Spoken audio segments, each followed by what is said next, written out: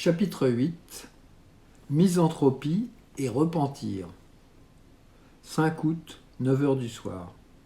Il y a des jours où tout se présente à vous sous un sombre aspect.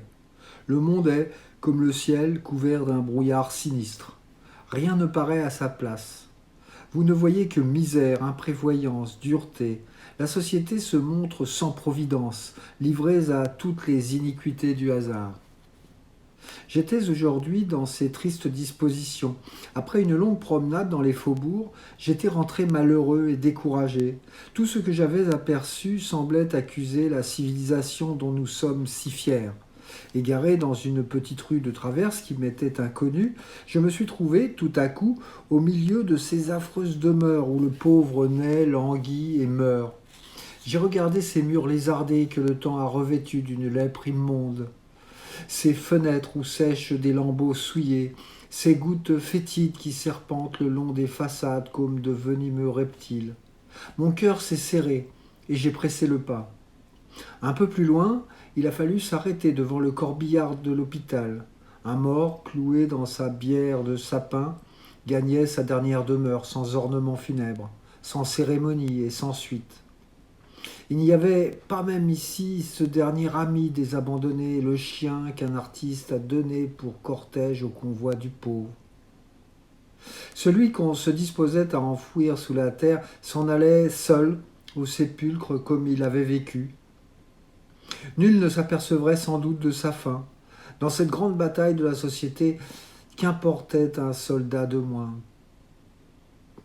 Mais qu'est-ce donc que l'association humaine, si l'un de ses membres peut disparaître ainsi comme une feuille emportée par le vent ? L'hôpital était voisin d'une caserne. À l'entrée, des vieillards, des femmes et des enfants se disputaient les restes de pain noir que la charité du soldat leur avait accordés.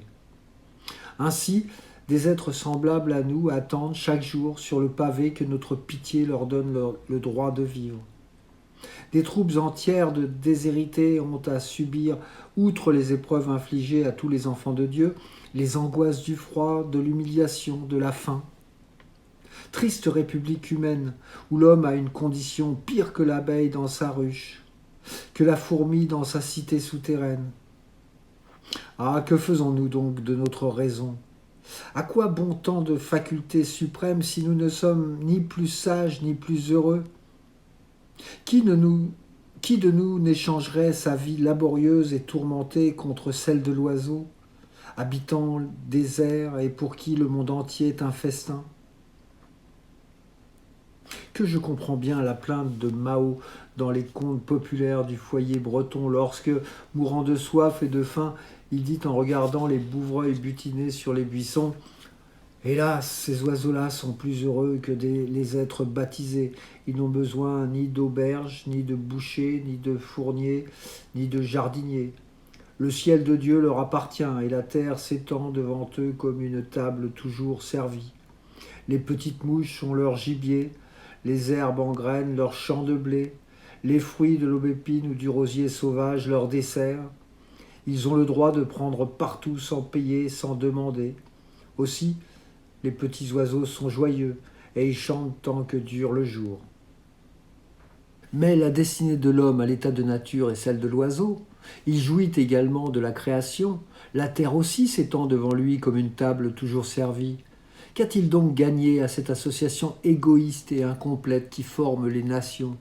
Ne vaudrait-il point mieux pour tous rentrer dans le sein fécond de la nature et y vivre de ses largesses dans le repos de la liberté ?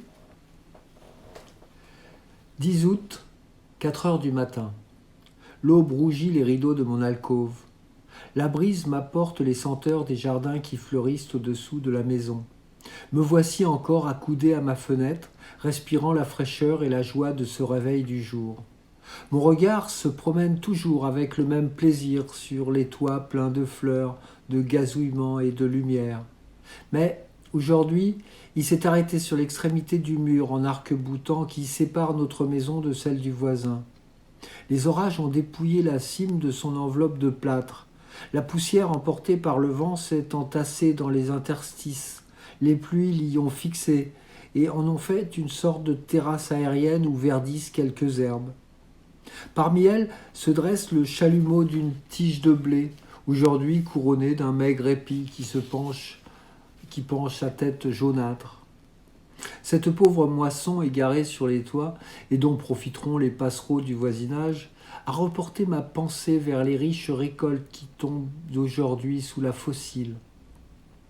Elle m'a rappelé les belles promenades que je faisais enfant à travers les campagnes de ma province, quand les airs des métairies retentissaient de toutes parts sous les fléaux des batteurs, et que par tous les chemins arrivaient les chariots chargés de gerbes dorées.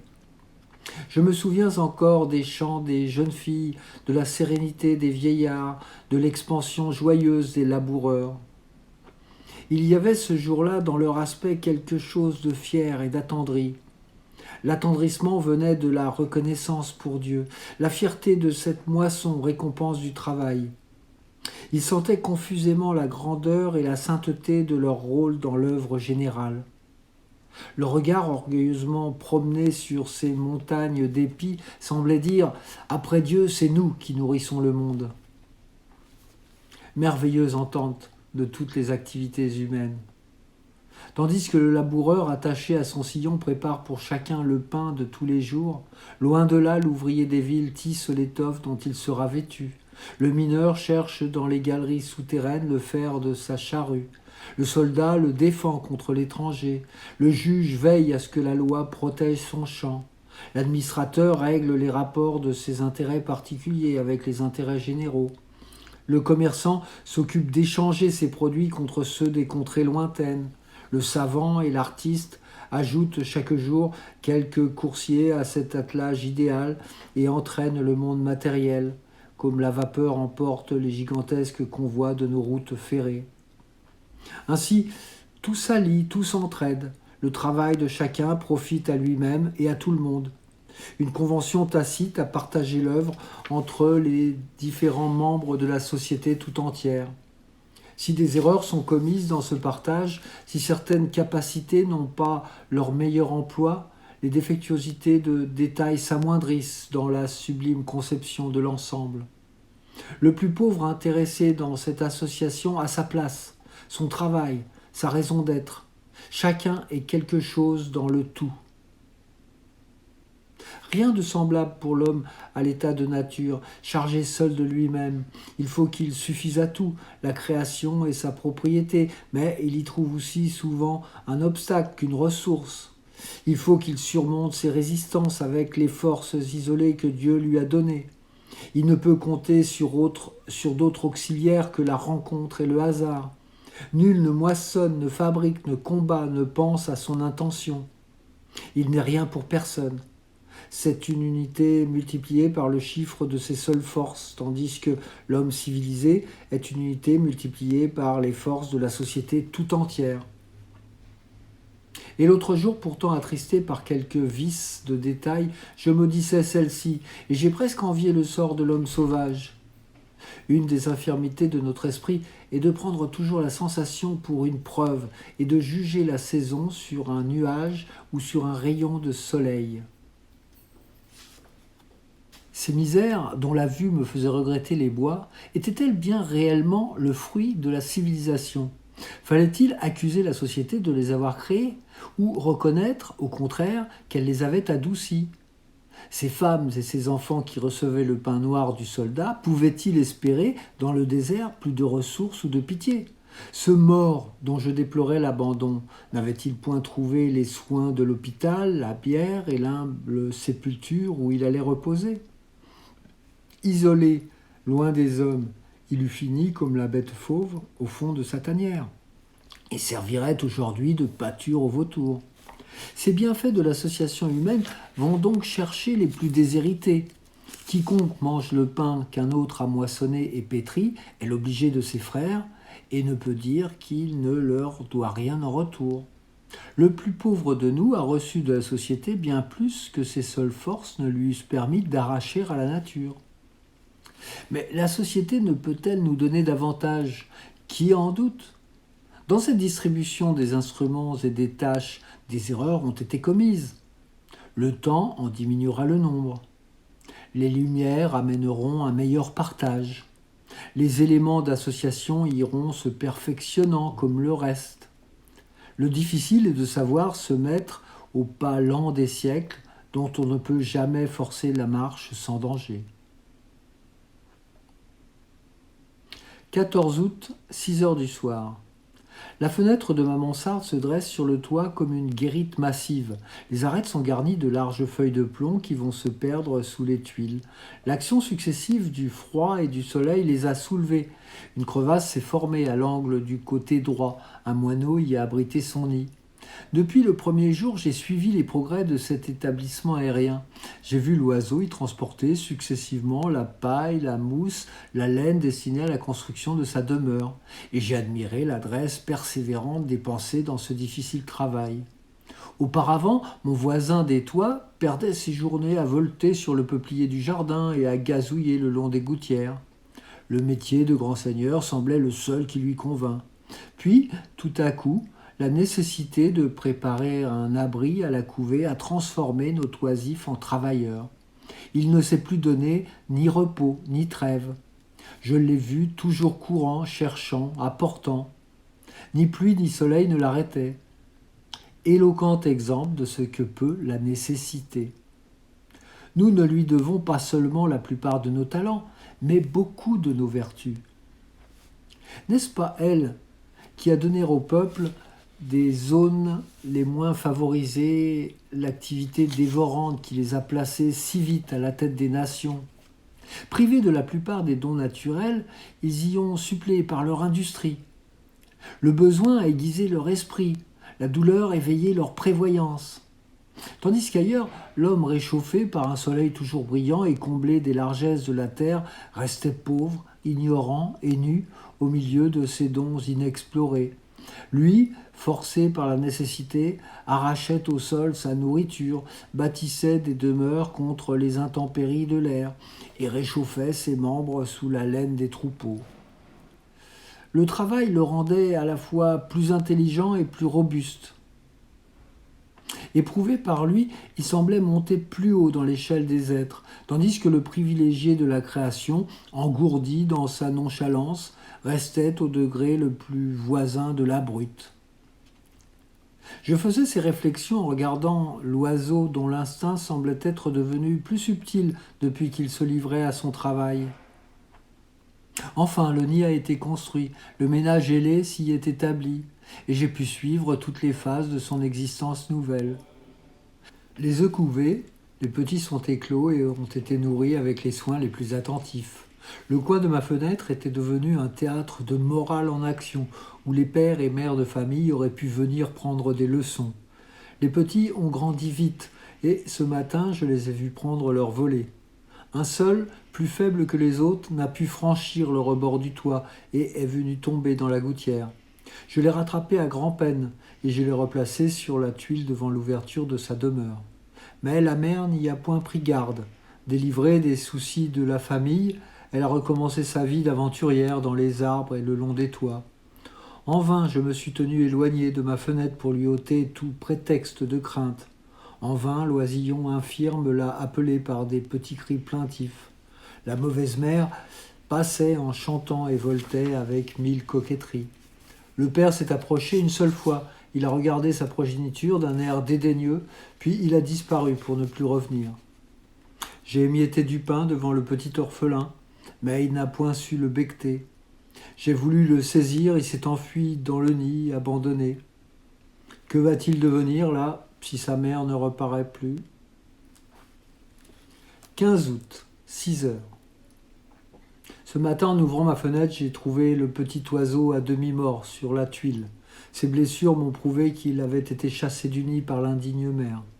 J'ai vainement essayé de le réchauffer sous mon haleine. Je le sens agité des dernières palpitations. Ses paupières sont déjà closes, ses ailes pendantes. Je l'ai déposé sur le toit dans un rayon de soleil et j'ai refermé ma fenêtre. Cette lutte de la vie contre la mort a toujours quelque chose de sinistre. C'est un avertissement. Heureusement que j'entends venir dans le corridor. C'est sans doute mon vieux voisin, sa conversation me distraira. C'était ma portière, excellente femme. Elle voulait me faire lire une lettre de son fils, le marin, et me prier de lui répondre. J'ai gardé la première pour la copier sur mon journal. La voici. Chère mère, la présente est pour vous dire que j'ai toujours été bien portant depuis la dernière fois, sauf que la semaine passée, j'ai manqué de me noyer avec le canot, ce qui aurait été une grande perte vu qu'il n'y a pas de meilleure embarcation. Nous avons capoté par un coup de vent, et juste comme je revenais sur l'eau, j'ai aperçu le commandant qui allait en dessous. Je l'ai suivi, comme c'était mon devoir, et après avoir plongé 3 fois, je l'ai ramené à flot, ce qui lui a bien fait plaisir. Car quand on nous a eu hissés à bord et qu'il a repris son esprit, il m'a sauté au cou comme il eût fait un officier. Je ne vous cache pas, chère mère, que ça m'a flatté le cœur. Mais c'est pas tout. Il paraît que d'avoir repêché le capitaine, ça a rappelé que j'étais un homme solide, et on vient de m'apprendre que je passais matelot à 30, ou autrement dit de première classe. Quand j'ai su la chose, je me suis écrié « La mère prendra du café 2 fois par jour ». Et de fait, chère maman, il n'y a plus maintenant d'empêchement, puisque je vais pouvoir vous augmenter ma délégation. Je termine en vous suppliant de vous bien soigner, si vous voulez me rendre service, car l'idée que vous ne manquerez de rien me fait me bien porter. Votre fils au fond du cœur, Jacques. Voici la réponse que la portière m'a dictée. Mon bon Jaco, c'est pour moi un grand contentement d'apprendre que tu continues à avoir un brave cœur et que tu ne feras jamais affront à ceux qui t'ont élevé. Je n'ai pas besoin de te dire de ménager ta vie parce que tu sais que la mienne est avec et que sans toi, mon cher enfant, je n'aurai plus de goût que pour le cimetière. Mais on n'est pas obligé de vivre, tandis qu'on est obligé de faire son devoir. Ne t'inquiète pas de ma santé, bon Jacques, jamais je ne me suis mieux porté. Je ne vis pas du tout de peur de te faire du chagrin. Rien ne me manque, et je vis comme une propriétaire. J'ai même eu cette année de l'argent de trop, et comme mes tiroirs ferment très mal, je l'ai placé à la caisse d'épargne, où j'ai pris un livret en ton nom. Ainsi, quand tu reviendras, tu te trouveras dans les rentiers. J'ai aussi garni ton armoire de linge neuf, et je t'ai tricoté 3 nouveaux gilets pour le bord. Toutes tes connaissances se portent bien. Ton cousin est mort, en laissant sa veuve dans la peine. J'ai dit que tu m'avais écrit de lui remettre les 30 francs que j'avais touchés sur ta délégation. Et la pauvre femme se souvient de toi matin et soir dans ses prières. Tu vois que c'est là un placement à une autre caisse d'épargne, mais celle-ci, c'est notre cœur qui en reçoit les intérêts. Au revoir, cher Jaco, écris-moi souvent, et rappelle-toi toujours le bon Dieu et ta vieille maman. Frosine Millot, né Frézois. Brave fils et digne mère. Comme de tels exemples ramènent à l'amour du genre humain. Dans un accès de fantaisie misanthropique, on peut envier le sort du sauvage et préférer les oiseaux à ses pareils. Mais l'observation impartiale fait bien vite justice de tels paradoxes. À l'examen, on trouve que dans cette humanité mêlée de bien et de mal, le bien est assez abondant pour que l'habitude nous empêche d'y prendre garde, tandis que le mal nous frappe précisément par son exception. Si rien n'est parfait, rien non plus n'est mauvais sans compensation ou sans ressources. Que de richesse d'âme au milieu des misères de la société, comme le monde moral y rachète le monde matériel. Ce qui distinguera à jamais l'homme de tout le reste de la création, c'est cette faculté des affections choisies et des sacrifices continués. La mère qui soignait sa couvée au coin de ma fenêtre s'est dévouée le temps nécessaire pour accomplir les lois qui assurent la perpétuité de l'espèce. Mais elle obéissait à un instinct, non à une préférence. Sa mission providentielle accomplie, elle a dépouillé le devoir comme un fardeau qu'on rejette, et elle a repris son égoïste liberté. L'autre mère, au contraire, continuera sa tâche aussi longtemps que Dieu la laissera ici-bas. La vie de son fils restera, pour ainsi dire, ajoutée à la sienne, et lorsqu'elle disparaîtra de la terre, elle y laissera cette portion d'elle-même. Ainsi, le sentiment fait à notre espèce une existence à part dans le monde. Grâce à lui, nous jouissons d'une sorte d'immortalité terrestre. Et quand les autres êtres se succèdent, l'homme est le seul qui se continue.